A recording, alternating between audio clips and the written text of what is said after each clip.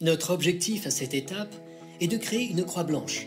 La pièce centrale blanche a en général un logo dessus. Trouvez la pièce centrale blanche et tenez votre Rubik's Cube avec la pièce centrale blanche en haut. Rappelez-vous, les parties centrales d'une face de Rubik's Cube sont appelées des arêtes. Les arêtes sont composées de deux couleurs que nous allons connecter avec les mêmes couleurs de centre de face du Rubik's Cube. Ici, par exemple, l'arête bleue est déjà connectée avec le centre bleu.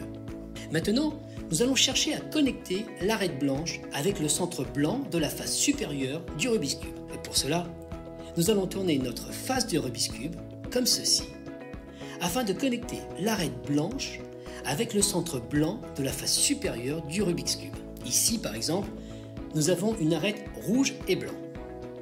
Nous allons donc chercher à connecter l'arête rouge avec un centre rouge, pour ensuite connecter l'arête blanche avec le centre blanc de la face supérieure du Rubik's Cube.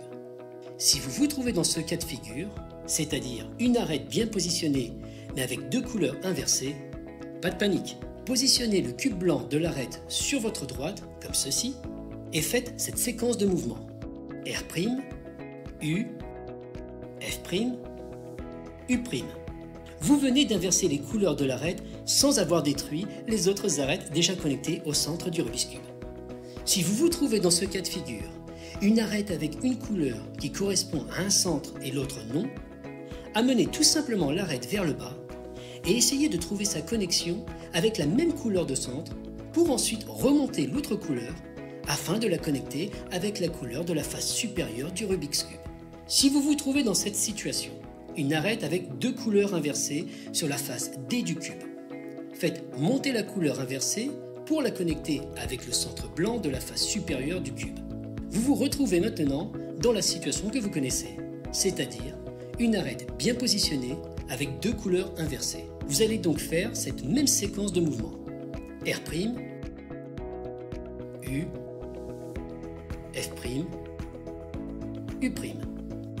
L'arête a pu retrouver ses connexions avec ses faces centrales du Rubik's Cube. Vous avez réussi? C'est super, excellent travail. Entraînez-vous à trouver la logique de rotation des faces du Rubik's Cube et connectez les couleurs des arêtes de cube avec les centres. Et vous verrez que la croix blanche n'aura plus de secret pour vous. C'est plutôt cool, non? D'ailleurs, c'est pour cela qu'à l'époque, on appelait ce cube le cube magique. Parce que parfois, c'est véritablement magique comment les choses se mettent en place toutes seules.